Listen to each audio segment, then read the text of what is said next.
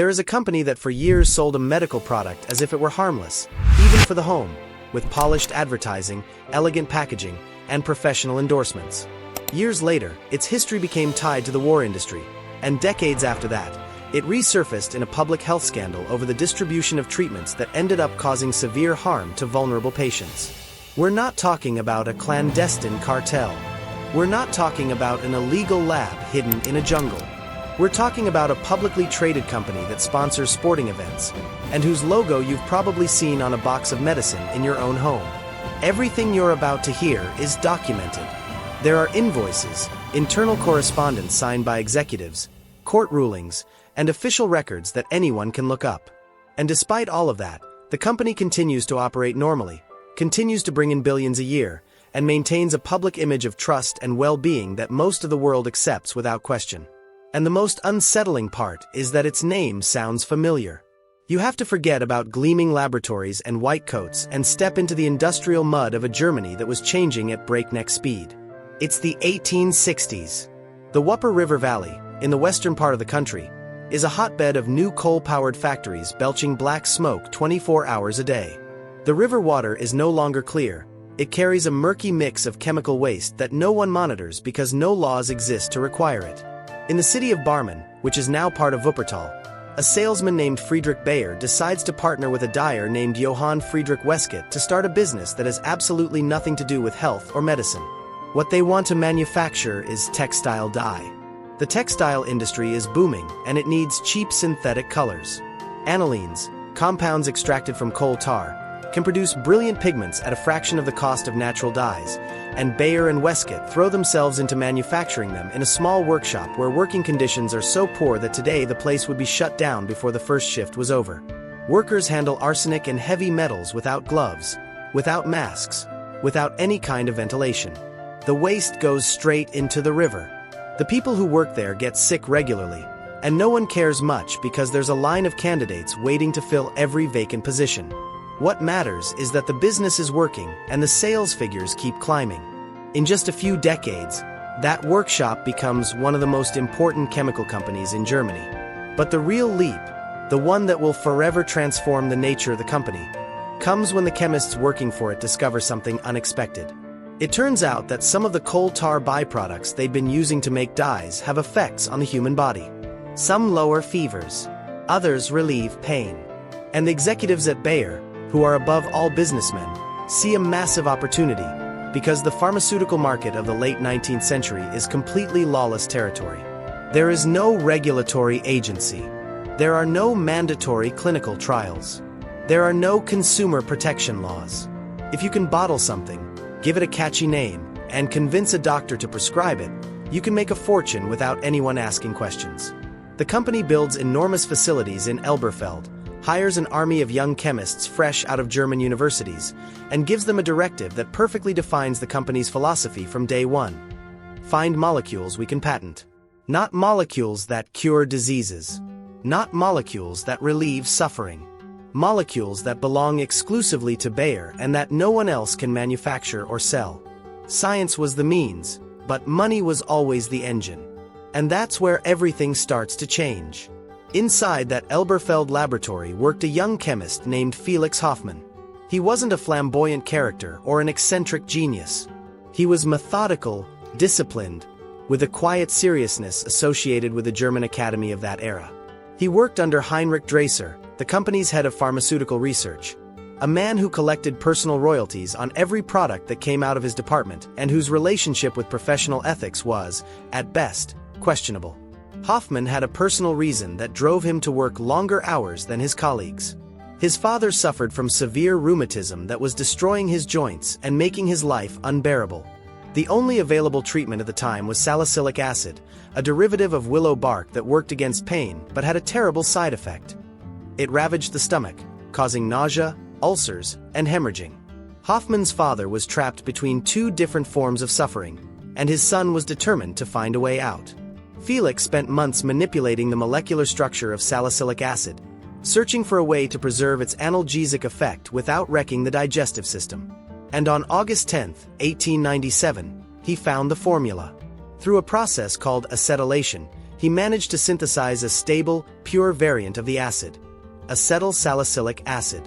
He tested it on his own body first, then administered it to his father.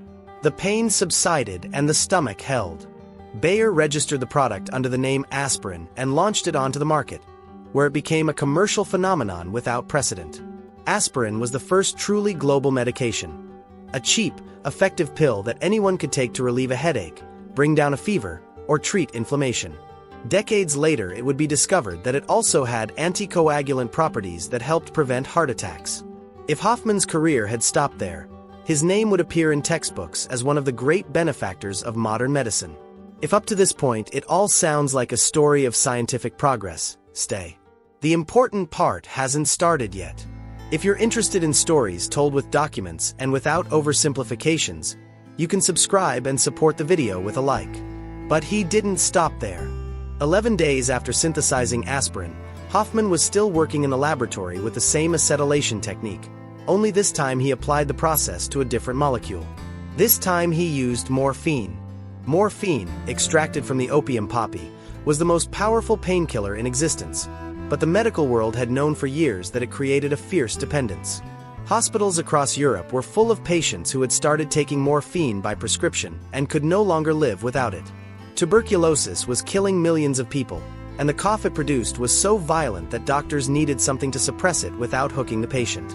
That was the goal. Hoffman mixed morphine with acetic acid, heated the mixture for hours, and obtained a white, crystalline, odorless powder with a bitter taste. In chemical terms, what he had synthesized was called diacetyl morphine. Hoffman believed he had improved morphine. For a time, almost everyone believed it too. The reality was exactly the opposite. The company sent thousands of free samples to doctors across Europe and America. Small vials of the new compound bearing the corporate seal that physicians could try directly on their patients. The manufacturer's official indications recommended its use for bronchitis, asthma, tuberculosis, and even menstrual pain. The main problem was that the product was publicly presented as non-addictive. Dracer, who, remember, collected a personal percentage on every gram sold, published articles in medical journals arguing that Bayer's new product was safe and did not create dependence. But it didn't stop there. Bayer went a step further and began promoting the product as an alternative for patients dependent on morphine. The logic they used was perverse. Since the substance is more potent, the patient needs less of it, and since it's not addictive, the dose can be gradually reduced until it's eliminated entirely.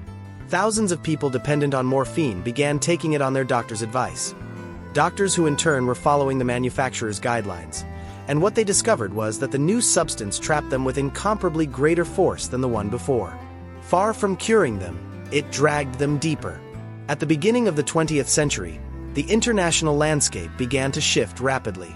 Tensions between European powers were growing, and the German chemical industry began to be regarded as strategically vital to the state. When the First World War broke out in 1914, virtually every major industrial company was mobilized to support the war effort. The transformation was immediate. Bayer's production lines, which until then had been manufacturing aspirin and pharmaceutical products, were converted overnight to produce explosives. Reactors that had been mixing medicinal syrups began processing nitric acid and toluene. The factories at Leverkusen ceased to be a healthcare company and became a munitions plant in the service of the Imperial Army.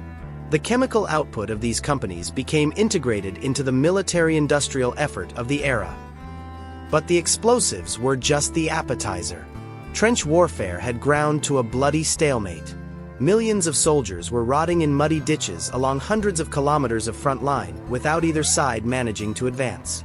The generals needed something to break the deadlock, something that would force the enemy out of their fortified positions, something that killed not with the brute force of shrapnel but with a different kind of efficiency, quieter and more terrifying. And Duisburg knew exactly what his laboratories could offer. The same knowledge that had been used to manufacture dyes and medicines could be used to manufacture poison on an industrial scale. The same chemistry that took away pain could inflict unimaginable agony. All you had to do was change the intent. On April 22, 1915, near the Belgian city of Ypres, the French and Algerian soldiers defending a section of the front line experienced a deceptively calm spring afternoon. They had been in the trenches for months, And on that day, the silence felt almost suspicious. At 5 in the afternoon, the lookouts watching the German positions through binoculars spotted something they had never seen before. It wasn't an infantry advance or an artillery bombardment. It was a dense mass of yellowish-green color creeping along the ground, pushed slowly by the breeze toward the Allied trenches. The soldiers watched it with curiosity for a few seconds, unsure what it was, wondering whether it was a smoke screen to conceal an assault or some strange atmospheric phenomenon. When the cloud reached the front positions, curiosity turned to horror. The air filled with a pungent smell, an unbearable acidic mix that burned the nose, throat, and eyes all at once. The men began to cough with a convulsive violence unlike anything they had ever experienced. They grabbed their throats with their hands, trying to breathe, but every gulp of air burned their lungs from the inside. What they were inhaling was chlorine gas, which upon contact with the moisture in lung tissue converts to hydrochloric acid. The soldiers were dissolving from within, drowning in their own fluids in the middle of a dry field. Panic spread in a matter of minutes. Thousands of men abandoned the trenches and ran blindly toward the rear, stumbling, vomiting blood, collapsing to the ground with skin turned blue from asphyxiation. The French defensive line collapsed in an instant. 6,000 men died that afternoon in a manner so atrocious that even veteran soldiers who witnessed the aftermath from a distance were marked for life. That gas had not appeared out of nowhere. It had been developed, produced, and transported to the front by the major German chemical companies, with Bayer on the front line. And Karl Duisberg did not react to the results with horror, but with satisfaction. He personally traveled to the front to observe the effects of his product on the ground. For him and for Fritz Haber, the scientist who oversaw the deployment of the gas, it was not a war crime but a legitimate tool to shorten the conflict, a way of killing that, according to them, was even more humane than conventional artillery. From Ypres onward, Bayer threw itself entirely into the production of chemical weapons. A chemical warfare school was set up at its facilities where German army officers learned the most effective techniques for dispersing poison based on wind direction, ambient humidity, and the topography of the terrain. Scientists who just a few years earlier had been searching for remedies for rheumatism were now calculating how many milligrams of phosgene per cubic meter were needed to kill an entire battalion in 3 minutes. The escalation was swift and ruthless. Chlorine, which was easy to detect by its color and smell, was followed by phosgene, a colorless gas that smelled faintly of freshly cut grass and killed hours after being inhaled, as the victim's lungs filled with fluid while they slept. And then came the most feared of all, mustard gas, a vesicant agent that didn't need to be inhaled to cause harm. It only had to touch the skin to produce deep burns. It penetrated clothing, penetrated the leather of boots. Survivors of mustard gas attacks were left blind, their bodies covered in enormous blisters, coughing up fragments of their own bronchial tissue, agonizing for weeks before dying. For 4 years, the science of Bayer and its associated companies turned the fields of Europe into a laboratory of extermination. And while soldiers were suffocating in the mud, the company's share price was going up. The war was, first and foremost, an extraordinary business. In 1918, Germany lost the war. The Kaiser abdicated and fled. The Treaty of Versailles attempted to dismantle German industrial might. The Allies confiscated Bayer's international patents, and its U.S. subsidiary was auctioned off as enemy property, giving rise to Sterling Drug, an American company that would sell aspirin under the Bayer brand for decades without any connection to Germany. It seemed as though Bayer's story as a global powerhouse had come to an end. They had lost their markets, their patents, and what little reputation they had left. But Karl Duisberg was not the kind of man who accepts a defeat as final. He surveyed the bleak landscape of post-war Germany, with its galloping hyperinflation and political instability, and reached a conclusion that would shape the entire 20th century. He decided that competition among the German chemical companies was a luxury they could no longer afford. That the only way to recover the lost power was for all of them to merge into a single organism. An entity so large that no government could control it and no competitor could challenge it. In 1925, that idea became reality. Bayer, BASF, Hoechst, Agfa, Grecium Electron, and Weiler Termeer joined together to form IG Farben Industry AG.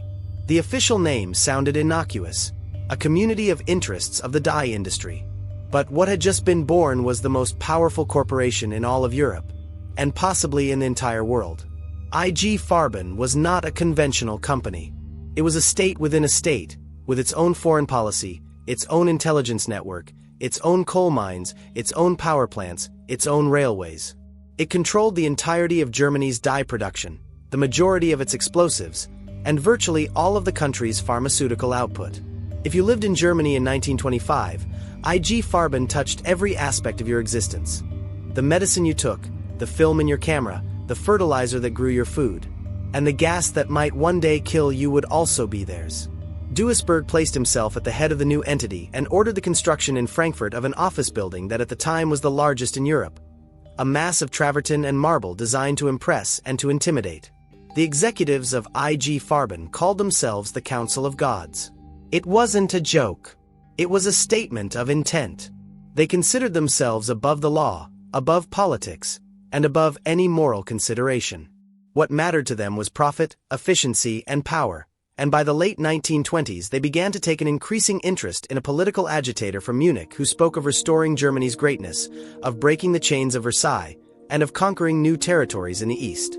At first, they regarded him with the disdain that corporate aristocrats typically reserve for street corner demagogues, but they soon understood that this man was offering them exactly what they needed: massive military rearmament, economic self-sufficiency, and the elimination of labor unions. Adolf Hitler needed synthetic rubber because Germany had no tropical colonies. He needed synthetic gasoline because Germany had no oil wells. And the only entity capable of producing both on an industrial scale was IG Farben. In 1932, 1 year before Hitler came to power, the executives of the chemical conglomerate opened their checkbooks and financed the Nazi Party's election campaign with millions of marks. It was the largest political donation in German history up to that point. And it was probably the best investment they ever made. Because when Hitler became chancellor, IG Farben became the regime's company. And Bayer, as a founding pillar of the cartel, was preparing for its darkest chapter. They had gone from selling addictive substances to manufacturing chemical weapons. Now they were about to take one more step, into a territory where industry and genocide would merge into a single line item on the balance sheet. Part 2 of 4. Berlin, February 20th, 1933. The temperature outside hovers around zero, but inside the official residence of the President of the Reichstag the atmosphere is thick and charged with expectation. Hermann Göring has organized a meeting that will not appear in any newspaper the following day. The guests are the richest men in Germany, the owners of the factories, the mines, the steel foundries, the men who control the economic arteries of the country. They arrive in dark automobiles, wearing expensive wool overcoats, with a confidence that comes from knowing that the future, whatever it may be, will belong to them. Walking among those men are the representatives of IG Farben, direct heirs of Karl Duisberg's vision. Duisberg had died shortly before, but his spirit still governed every decision the conglomerate made. Adolf Hitler enters the room and does something he rarely does at his public rallies. He speaks slowly, without shouting, without gesturing. He knows he is not addressing a crowd of desperate workers but a financial elite that needs concrete guarantees. He promises them order. He promises that the unions will be dismantled. He promises that the German army will once again be the most powerful on the continent. And after the promises comes the ask. He needs money to consolidate his absolute control of the country through the elections to be held in a matter of weeks. The executives of IG Farben don't need to consult one another. They have been preparing for this moment for months. That night they sign a check for 400,000 Reichsmarks, the single largest individual contribution of the entire evening. It is the first payment in a symbiotic relationship that will last 12 years and leave a trail of destruction that the world would take generations to absorb. From that moment on, the boundary between the Nazi state and the chemical conglomerate dissolves completely. Hitler needs his tanks to run and Germany has no oil, so IG Farben races to develop processes for synthesizing gasoline from coal. Hitler needs his military vehicles to have tires and Germany has no rubber plantations, so the cartel's laboratories work day and night on synthetic rubber production. Hitler needs uniforms, munitions, pharmaceuticals for his troops, and the corporation provides it all with an efficiency that would have been impossible if the German chemical companies were still competing against one another. IG Farben becomes the industrial arm of the regime, its indispensable technological partner, and its executives grow accustomed to walking the same corridors as the party's top brass. Sharing information, sharing objectives, and sharing the same indifference toward any consideration that isn't efficiency. While the cartel's engineers perfect the production of fuel and rubber, in another section of the company something far more sinister begins to take shape. To understand it, we need to briefly go back to the 1920s, when Bayer's laboratories had developed an industrial-use pesticide called Zyklon B. These were small pellets of porous material impregnated with hydrogen cyanide, an extraordinarily potent poison used to disinfect military barracks, ships, and train cars. Its original function was to kill lice, the primary carriers of typhus, a disease that wreaked havoc in densely populated areas. The product was lethal, but it included a legally mandated safety measure, a warning agent, an irritant compound that gave off a strong odor and immediately made the eyes water. If anyone was near the gas and detected that smell, they knew they had to get away as fast as possible. That added substance was the thin line separating a pesticide from a weapon. In 1941, when the Nazi regime's machinery of extermination decided that mass murder needed to be industrialized with the same logic used to manufacture any consumer product, the orders for Zyklon B arriving at Dagesh, the distribution subsidiary controlled by IG Farben, began to include an unprecedented technical specification. The SS requested that the product be manufactured without the warning agent. They wanted a gas with no odor, that caused no eye irritation, that gave no signal of alarm whatsoever. They wanted the people exposed to it not to know they were dying until it was too late to do anything at all. The IG Farben executives who received that request knew exactly what it meant. You didn't have to be a genius to understand why someone would need an odorless lethal gas destined for concentration camps. They could have refused the order. They could have argued that industrial safety regulations prohibited manufacturing the product without the irritant agent. They could simply have said no. They didn't. They accepted the request, adjusted the manufacturing process, and accelerated production. Every canister of Zyklon B that left the supply chain bound for Auschwitz, for Treblinka, for Majdanek, generated a profit margin that was recorded in the corporation's account books. Extermination became just another line item on the quarterly balance sheet, with delivery notes, payment schedules, and quality controls, as if it were an order for fertilizer or textile dye. But the gas was only one part of the relationship between IG Farben and the concentration camp system. The cartel had a far more ambitious project, one that would connect it directly and irreversibly to the very heart of the horror. The conglomerate's executives wanted to build the largest chemical production plant in the world, a colossal facility where synthetic rubber could be manufactured on a massive scale to supply the army. To do so, they needed a site that met three conditions: proximity to railways, access to large quantities of water, and the availability of abundant, cheap labor. They found a location that met all three in Upper Silesia, near a crossroads that in Polish was called Oświęcim, and that the world would come to know by its German name, Auschwitz. IG Farben did not merely set up its factory near the concentration camp the SS had already established there. It went much further. It built its own camp, a separate compound intended exclusively to house the prisoners who would work at the plant. It was called Auschwitz III, or Monowitz, and it holds a singular place in the history of 20th century horror. It was the first concentration camp in history conceived, financed, constructed, and operated by a private company. Not by an army. Not by a government. By a corporation that manufactured aspirin, dyes, and pesticides. The scale of the project was staggering. Thousands of tons of steel, kilometers of piping, industrial reactors the size of buildings. All of it erected by a mass of human beings reduced to the condition of disposable tools. The prisoners who arrived at Auschwitz in cattle cars were subjected to an immediate selection at the unloading ramp. Those the SS deemed unfit for work went directly to the gas chambers. Those who appeared to have enough strength to endure a few weeks of extreme physical labor were separated and sent to Monowitz, where IG Farben leased them from the state at a daily rate. For marks per worker classified as skilled, 3 marks per unskilled laborer. For the corporation's accountants, every prisoner was a unit of production whose output had to exceed the cost of keeping him alive. And since the cost of keeping him alive was virtually zero, because the food consisted of a warm liquid with bits of vegetable and the housing was wooden barracks infested with parasites, the equation was extraordinarily favorable for the company. Life expectancy at Monowitz was lower than at other camps, which says a great deal considering that in no concentration camp was life expectancy something that could be spoken of with even a minimum of dignity.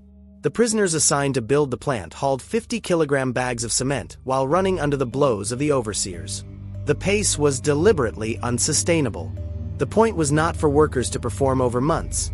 It was to extract the maximum amount of effort from each body in the shortest possible time before that body gave out. When a prisoner collapsed and could not get back on his feet, the overseer would signal and the man would be pulled from the group. He would be put on the next transport to Auschwitz II-Birkenau, where he would be murdered in the gas chambers with a Zyklon B supplied by the very corporation he had been working for hours earlier. It was a closed circuit of exploitation and elimination that operated with the mechanical precision of an assembly line. There is one aspect of this story that is especially difficult to process, and it is known thanks to internal company documents that survived the mass destruction of files the executives ordered when they saw the war was lost. While the Monowitz plant was being built, Bayer's pharmaceutical laboratories, which continued to operate within the IG Farben structure, needed test subjects for new experimental compounds. Typhus vaccines, new anesthetics, new substances whose properties and risks were unknown. Medical research requires human trials, and Bayer's executives found the most convenient and cheapest way to obtain them. Letters exchanged between company representatives and the Auschwitz camp administration have been preserved, written in the same bureaucratic, dispassionate tone you'd find in any commercial correspondence about office supplies. In one of them, the company requests a batch of 150 healthy women to test a new pharmaceutical preparation. The camp administration responds, stating that the price per woman will be 200 marks. Bayer's representatives reply that the price seems excessive and make a counteroffer of 170 marks per person. They haggle. They negotiate the price of a human being with the same casualness with which one negotiates the cost of a shipment of laboratory supplies. Eventually they reach an agreement, the 150 women are transferred, and the company's scientists inject them with the substances they need to test. The objective is not to cure them of anything. The objective is to observe how their bodies react, how long they take to deteriorate, what symptoms appear and in what sequence. The last surviving communication on the matter is a brief note, typed on the company's official letterhead, informing that the experiments have concluded, that all persons in the batch have died, and that they will contact the camp administration when they need a new shipment. That correspondence exists. It is archived. It can be read. And in none of those letters is there a single line expressing remorse, doubt, discomfort, or the slightest moral hesitation. For the signatories, those women were not patients, nor prisoners, nor victims. They were research material whose per-unit cost had to be negotiated down so the department's numbers would close properly at the end of the month. Also operating inside Auschwitz was a doctor whose name would become synonymous with absolute horror, Joseph Mengele. Mengele was not an isolated madman acting on his own. He was a researcher with an academic background who sought scientific recognition within the regime structure and who maintained close ties with the pharmaceutical industry. Part of his funding and the supplies he used in his experiments on twins and children came from IG Farben. The company provided him with experimental drugs that he administered to his victims, and in return Mengele sent the corporation's laboratories human organs, blood samples, and detailed notes from the autopsies he performed. There was a regular flow of human biological material traveling from the barracks of Auschwitz to the analysis tables of Bayer's scientists in Leverkusen. The same microscopes that had been used to study analgesic molecules were now being used to examine tissues extracted from corpses that had been tortured in the name of science. The synthetic rubber plant for which IG Farben had mounted the entire operation never produced a single gram of its intended product. Allied bombings and technical difficulties prevented it. But that didn't mean the company lost money on Auschwitz, because the business model didn't depend solely on the final product. The corporation billed for the construction of the plant, billed for the supply of Zyklon B to the gas chambers, billed for the medical experiments. Every phase of the process generated revenue. Auschwitz was, from IG Farben's accounting perspective, a profitable commercial operation built on slavery and extermination. A factory where the main raw material was human lives and where the final waste product was ash. The corporation's executives lived in a parallel universe to that of their victims. Just a few kilometers from the barracks where prisoners were dying of exhaustion and hunger, the executives held formal dinners in the company's dining halls, toasted to technical advances, and spoke of the future with the calm conviction of men who felt they owned the new world order.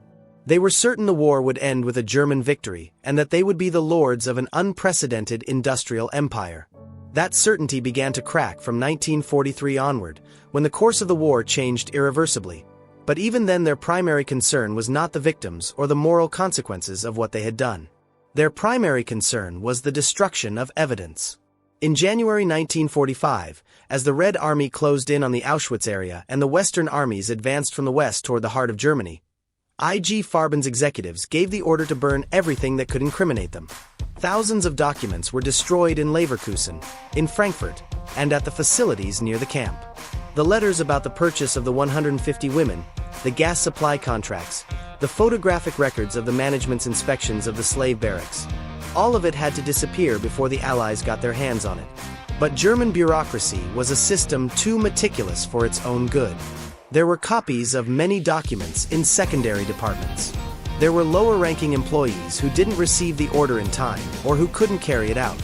And when Allied troops finally entered the conglomerate's headquarters, they found enough to reconstruct the full scope of the complicity. What American soldiers discovered in the IG Farben complexes were not just laboratories and production halls.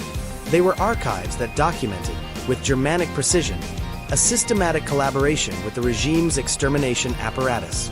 Gas invoices, correspondence about the pricing of human beings, technical reports calculating the time required for a lung to collapse under the effect of certain substances. The military prosecutors who reviewed this material found themselves facing something without precedent in legal history. A case where the defendants were not brutal soldiers or ideological fanatics, but men with doctoral degrees, expensive suits, polished manners, and a sophisticated capacity for argument. They were the intellectual and economic elite of a country that considered itself the pinnacle of Western civilization. In August 1947, the trial that should have been the definitive reckoning with corporate power in the service of genocide began in Nuremberg.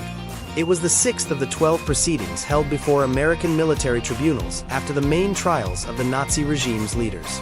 In the dock sat 24 IG Farben executives, among them directors who had been part of Bayer's structure within the conglomerate. The chief prosecutor, Telford Taylor, opened the proceedings with a statement that attempted to convey the magnitude of what was being judged.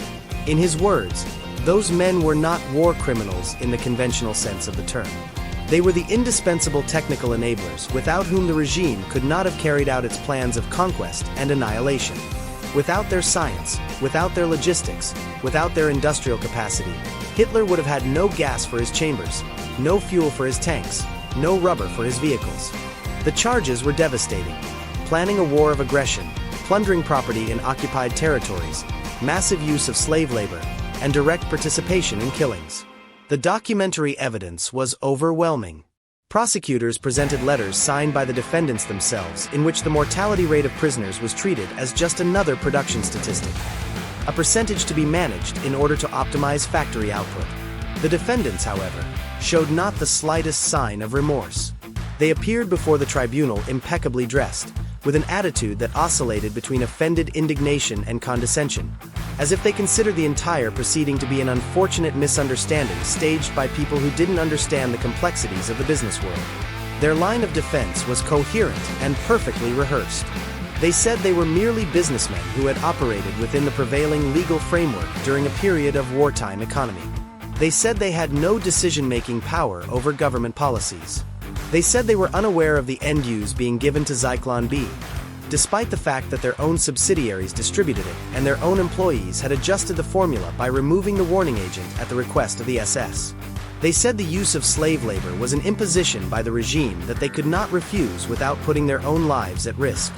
For those men, the 150 women purchased for experimentation had not been people but accounting entries, and the thousands of prisoners who died at Monowitz had not been victims but operational contingencies inherent to an exceptional wartime context.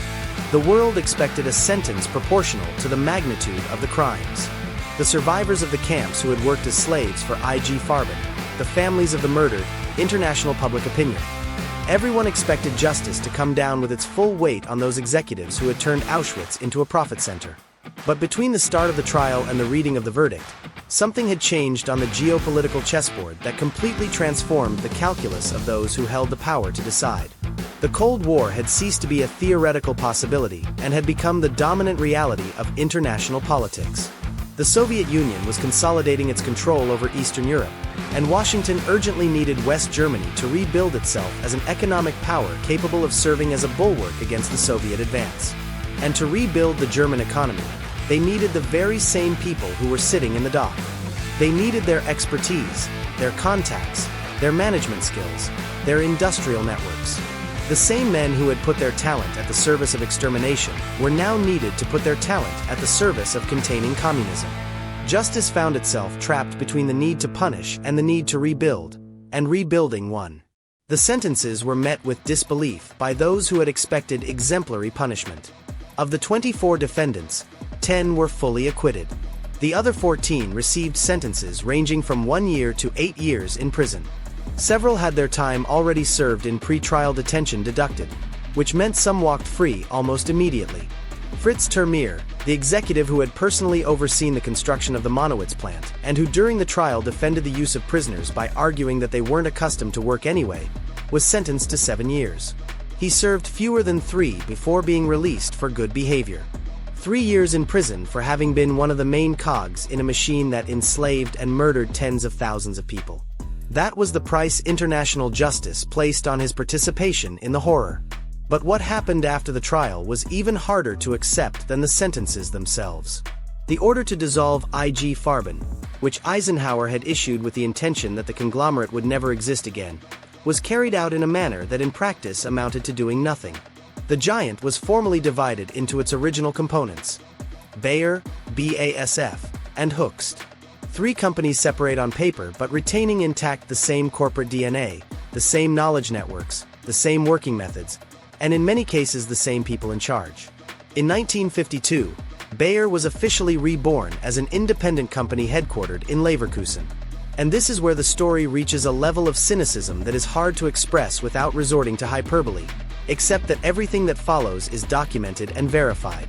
Anyone with a shred of common sense would have expected the new Bayer, born from the ashes of a corporation that had participated in the most systematic genocide in history, to make a visible effort to distance itself from its past, to seek new leaders, to completely overhaul its executive ranks, to establish some kind of internal mechanism to ensure that nothing similar could ever happen again. But what they did was exactly the opposite. Fritz Termeer, the man who had been convicted at Nuremberg for slavery and mass murder, the man who had managed Monowitz, the man who believed the prisoners of Auschwitz weren't accustomed to work, walked out of prison and in 1956 was appointed chairman of Bayer's supervisory board.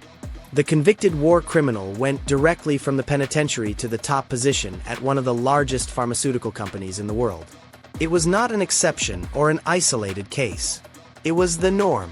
The list of executives who held positions in post-war Bayer reads like a registry of the Nuremberg trials. Ulrich Haverland, an IG Farben veteran, was named managing director. Karl Wurster, another collaborator of the regime, took the reins at BASF. The same men who had signed the letters purchasing women slaves for experimentation sat down once again in the offices where decisions were made about which products would reach pharmacies across half the world. What followed was a rebranding operation on a scale unprecedented in corporate history. Bayer needed the world to stop associating its name with gas chambers and start associating it with aspirin again. They poured enormous sums of money into advertising, sports sponsorships, and public relations campaigns designed to project an image of innovation, responsibility, and commitment to health. Their slogan, "Science for a Better Life," became one of the most recognized corporate phrases on the planet. The Bayer cross reappeared in pharmacies on every continent, on billboards in major cities, in football stadiums, and in medical journals.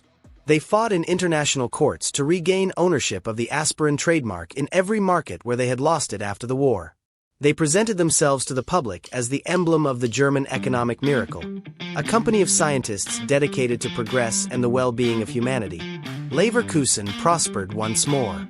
The employees who had worked at the factory during the war kept silent. The neighbors who had watched the trucks come and go kept silent. All of Germany kept silent, because it needed the pills, the fertilizers, and the chemicals coming out of those plants to rebuild its economy and recover a standard of living that the war had shattered. The past was buried under tons of Deutsche Marks and promises of a better future. Fritz Termeer died in 1967 surrounded by honors. In his obituary, he was described as a visionary of the chemical industry and a pioneer of German technological development. No one mentioned the 150 women. No one mentioned Monowitz. No one mentioned the Zyklon B without the warning agent. The amnesia was total and deliberate. But the power structures of a corporation are not changed by swapping out a logo or a slogan. Bayer's internal culture, that culture built on the premise that economic profit prevails over every other consideration, survived the war, the trials, and the formal denazification intact. The methods changed, the uniforms disappeared, the vocabulary softened, but the underlying logic remained the same. Human life has a value that can be calculated and compared against the cost of a product, an industrial process, or an inventory recall. And that logic was about to manifest itself once again. In a completely different context, but with consequences just as devastating. As the world recovered from the war and entered the decades of developmentalism and economic expansion, Bayer threw itself into the conquest of new markets with the veracity of someone who has been on a forced diet and sits down at the table again. Latin America and Southeast Asia became priority territories because they offered something that Europe and the United States were beginning to make difficult. The ability to operate with minimal regulation, lax health controls, and populations that had neither the information nor the resources to question what a prestigious multinational was selling them. The company exported to those markets pesticides of extreme toxicity, many of them direct derivatives of research on chemical warfare agents. Organophosphate compounds originally designed to kill at a distance found a second commercial life as agricultural products sold to farmers in Brazil, Colombia, and other countries with insufficient usage instructions and the reassuring guarantee that if applied correctly, they posed no danger. Thousands of rural workers fell ill. Many died. Others suffered deformities. And Bayer's sales representatives, when confronted with those numbers, responded with the same argument the company had used when morphine addicts began to pile up at the beginning of the century. The product is safe. The problem is that users aren't applying it correctly. At the same time, the company was diversifying its operations into a sector that would become a source of enormous profits and also the setting for one of the most chilling scandals in contemporary medicine. Bayer was making a major push into the blood products business. Biological products manufactured from human blood plasma. And within that business there was one product that was especially valuable, so valuable that in financial circles they called it liquid gold. A product on which thousands of people suffering from a cruel and incurable genetic disease depended for survival. The way Bayer managed that product during the 1980s would prove that the spirit of IG Farben had not died at Nuremberg. It had merely changed clothes. Part 3/4. Hemophilia is one of those diseases that seem designed by an engineer of suffering. It is a genetic condition that prevents the blood from clotting normally, which means that any minor bump, any routine fall, any small cut that for most people would amount to nothing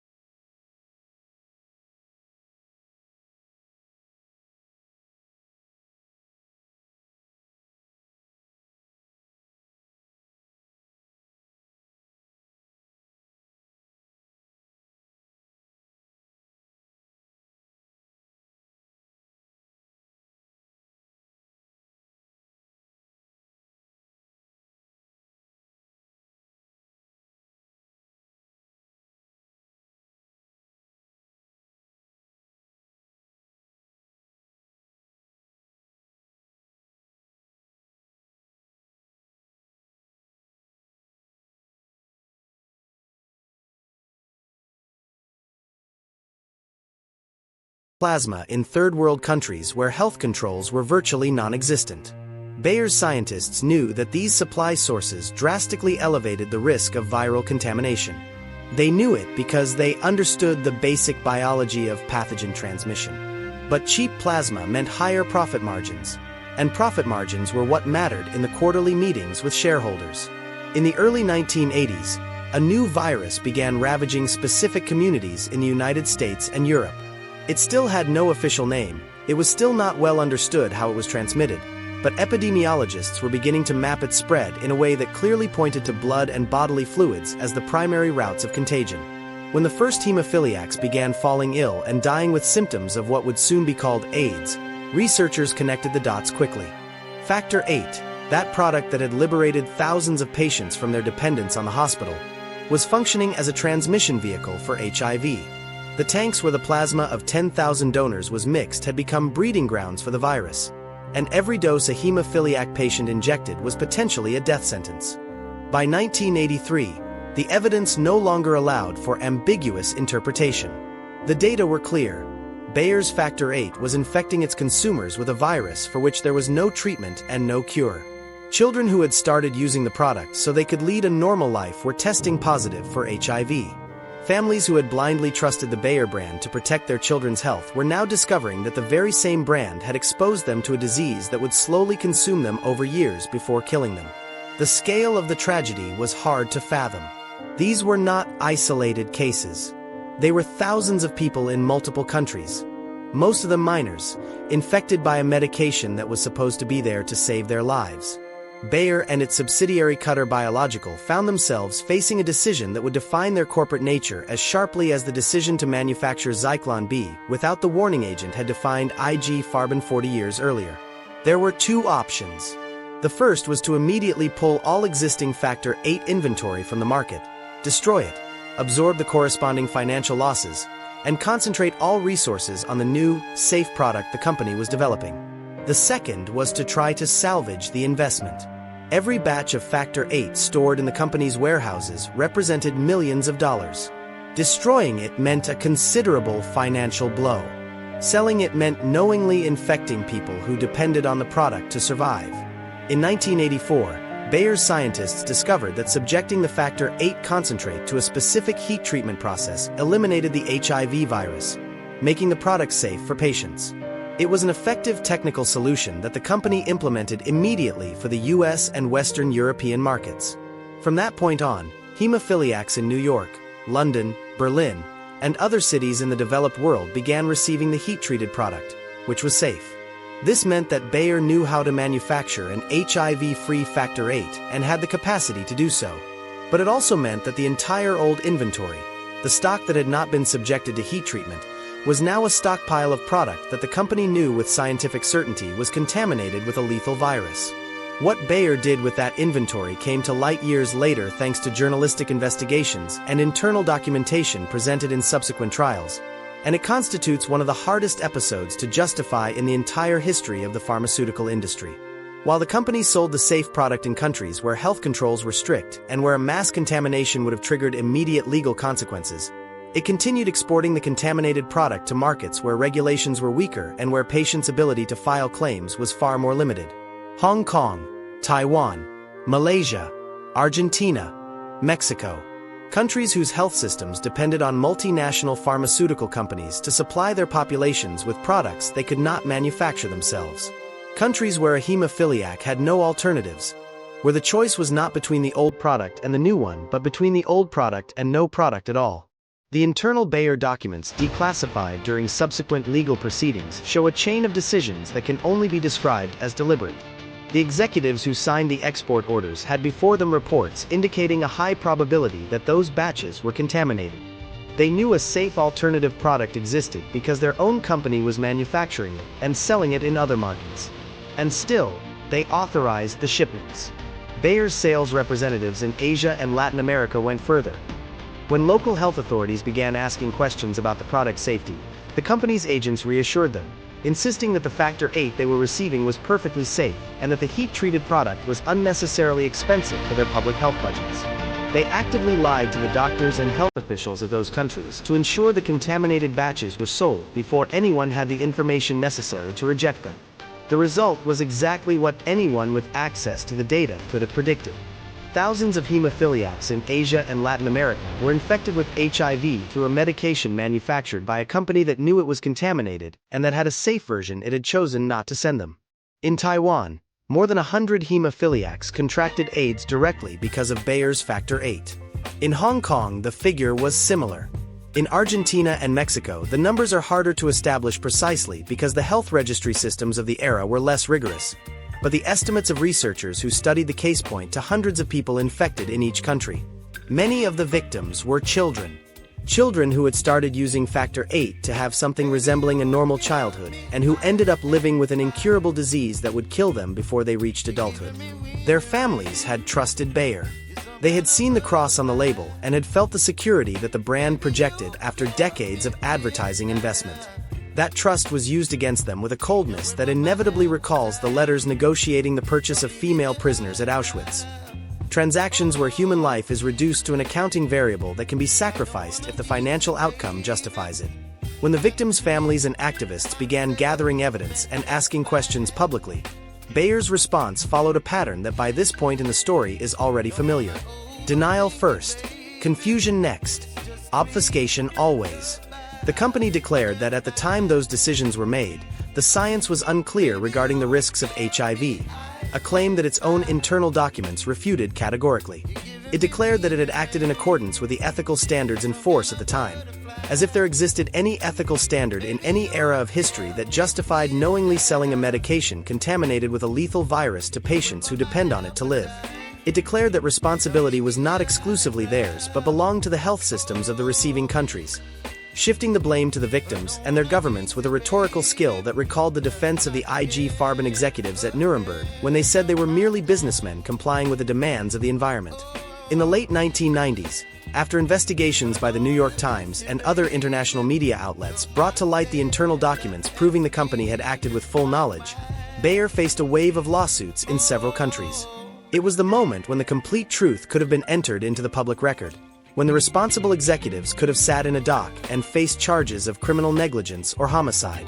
But the company had virtually unlimited financial resources and used them to make sure that didn't happen. Bayer chose to negotiate out-of-court settlements with the victims and their families, paying hundreds of millions of dollars in compensation.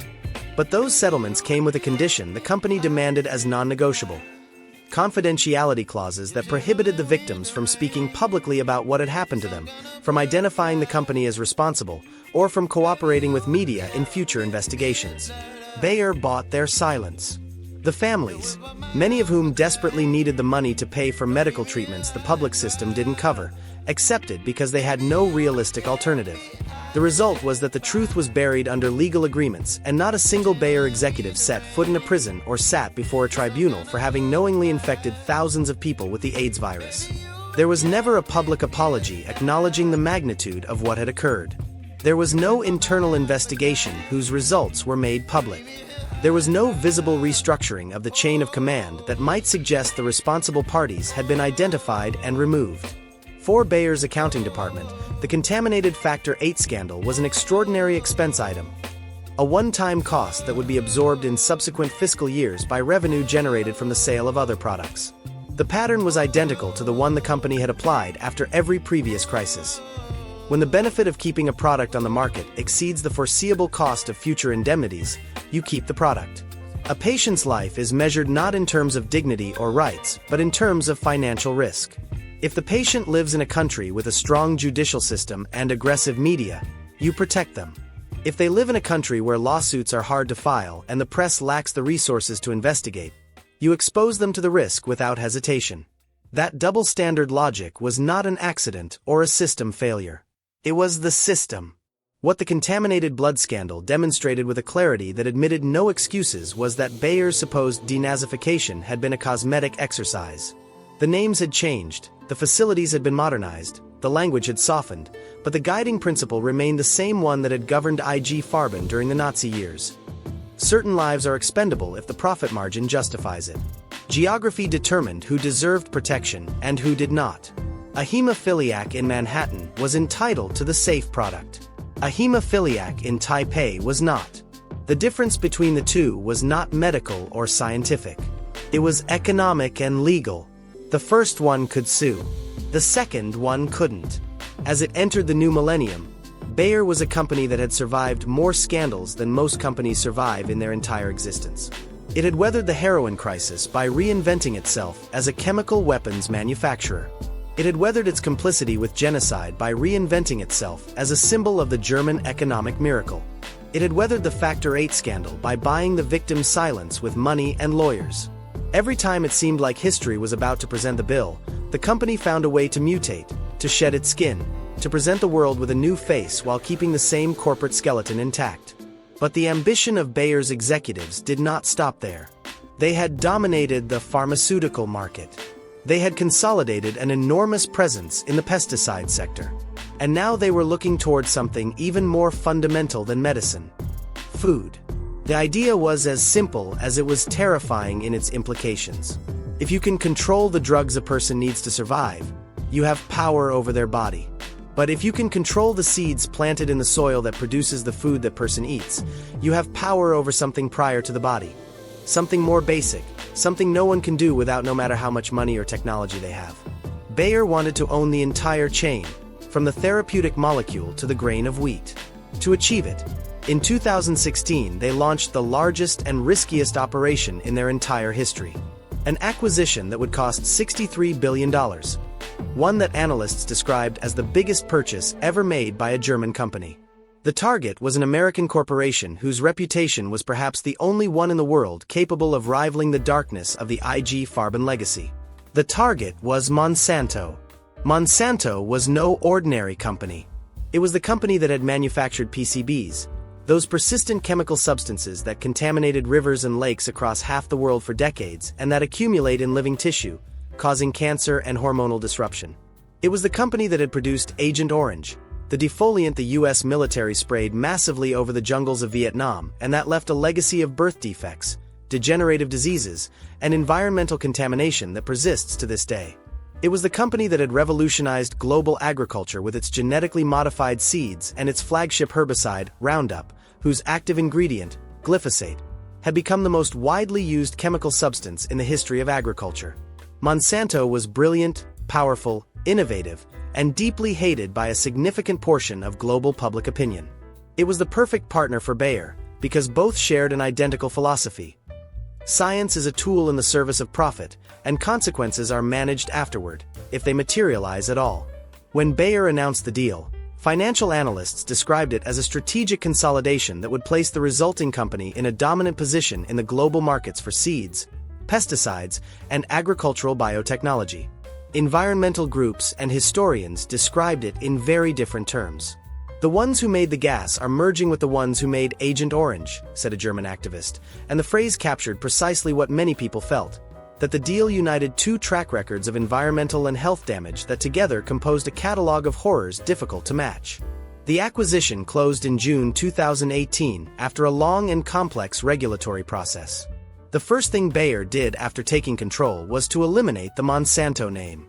The brand officially disappeared, wiped from products, from buildings, from corporate communications. But what did not disappear were Monsanto's products, or its employees, or its technology, or, crucially, its legal liabilities.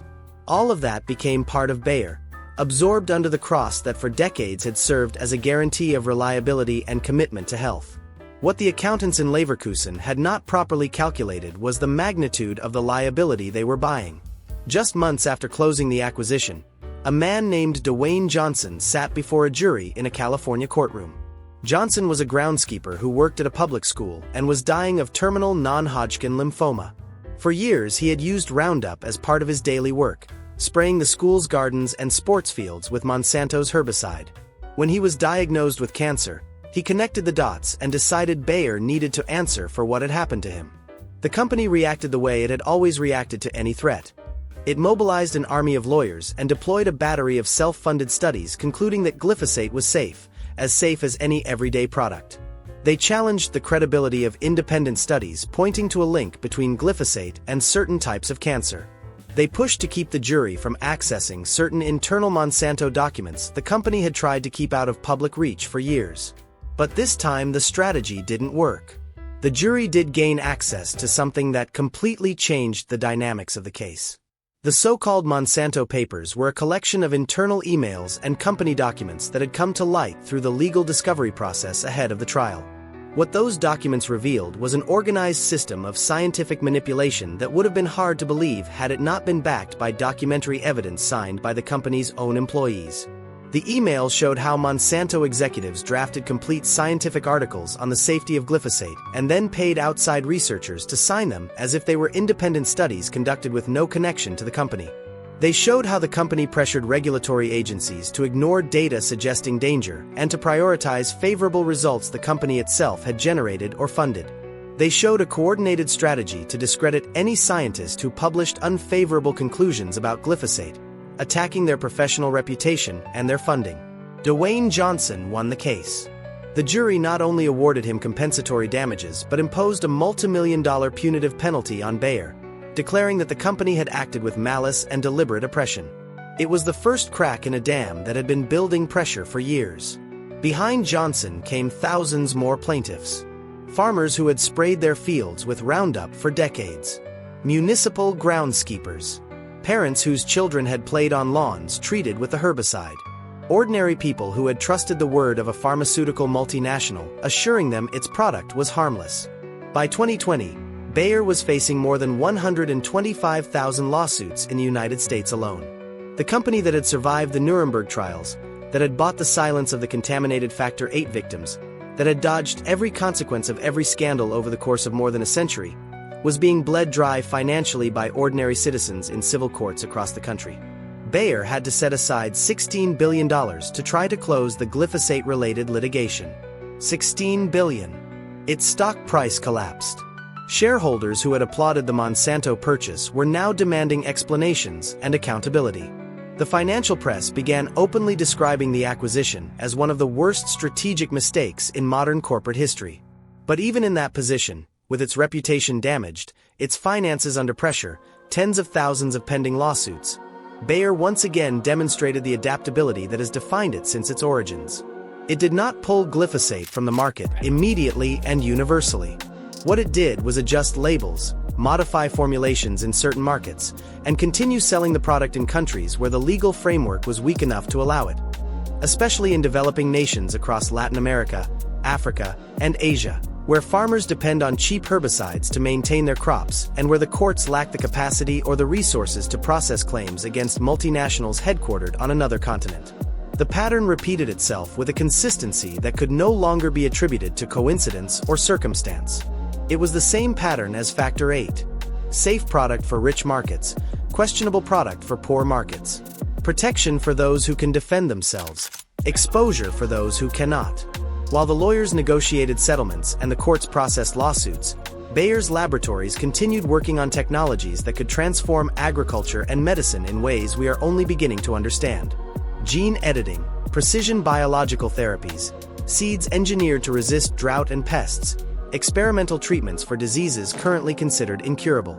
The central paradox of Bayer, the paradox that has accompanied it ever since Felix Hoffmann synthesized aspirin and diacetyl morphine 11 days apart, remains intact to this day. The same company that has caused incalculable suffering is also a company whose science has saved millions of lives and whose capacity for innovation the world cannot afford to lose. That duality is not an accident. It is the very essence of what Bayer represents. It is the reason why it is so hard to reduce the story to a simple narrative of good and evil, and it is also the reason why it is so essential to tell it in full, omitting nothing, softening nothing, so that each person can decide for themselves what that cross means every time they walk into a pharmacy. If you look at the full arc of this company, from that dye workshop in the Wupper Valley to the biotech empire operating today in more than 80 countries, what emerges is not a series of isolated mistakes made by different people in different eras. What emerges is a way of understanding the world that has remained intact for more than 160 years, crossing world wars, international trials, changes of political regime, and technological revolutions without fundamentally altering. It is a logic that can be summed up in one very simple sentence. If the profit outweighs the cost, you do it. And the cost includes human lives, which are calculated not by their intrinsic value but by the probable price of the payouts. They sold a devastating drug to entire families for over a decade, insisting it didn't create dependence. And when the evidence to the contrary became impossible to deny, their response was not to pull the product but to attack the credibility of those who were raising the alarm. They manufactured chemical weapons that suffocated thousands of soldiers in the trenches of Europe and considered it a technical achievement worthy of celebration. They financed the Nazi regime, built a factory with slave labor next to Auschwitz, purchased female prisoners to experiment on, and manufactured the gas used in the extermination chambers after deliberately removing the component that would have alerted the victims. When the war ended and the courts handed down laughably light sentences, the same convicted executives returned to the leadership positions of the reborn company. They knowingly infected thousands of hemophiliacs with the AIDS virus across Asia and Latin America to avoid losing the money invested in contaminated inventory, while selling the safe product in countries where a lawsuit would have cost them more. They bought Monsanto knowing they were acquiring a legacy of litigation and environmental damage, erased the brand name to cover their tracks, and kept selling glyphosate in markets where the law lacked the force to stop them. Any one of those episodes, taken on its own, would be enough to destroy the reputation of any company in the world. Together, they compose something that goes beyond a troubled corporate history. They compose the portrait of an institution that has turned the externalization of harm into its core business model, where the consequences of its decisions are always paid by someone else. The addicts, the soldiers, the prisoners, the hemophiliacs, the farmers, the children. And every time the world has demanded accountability, the company has found a way to survive, to mutate, to change its name or its face without ever changing its nature. Today, Bayer is researching gene therapies that could cure diseases modern medicine considers impossible. It is designing seeds capable of withstanding extreme climate conditions that will threaten the food security of millions of people in the coming decades. It manufactures medications on which patients around the planet depend. And that may be the most unsettling part of all. Because the world needs what Bayer produces. It needs its science, its research capacity, its technological infrastructure. We have become dependent on this company in the same way those patients at the beginning of the 20th century became dependent on its cough syrup. The difference is that now we know exactly who is selling it to us. The next time someone walks into a pharmacy and sees that cross on a box of pills, they're going to remember something they heard here. They're going to remember that behind that clean image lies a history that includes gas-filled trenches, slave barracks, vials of contaminated blood, and fields sprayed with substances that sicken the land and the bodies that live off it. And then maybe they'll ask the question Bayer has spent 160 years trying to make sure no one asks. Science for a better life, says the slogan. The question is, whose life? If this story showed you something you hadn't seen before, if it changed the way you look at a brand you thought you knew, hit like so it reaches more people who deserve to know. Subscribe to the channel if you want to keep hearing stories no one else tells you this way. And leave a comment with what you think, because what I care about most is hearing your take after everything you just heard. See you in the next one.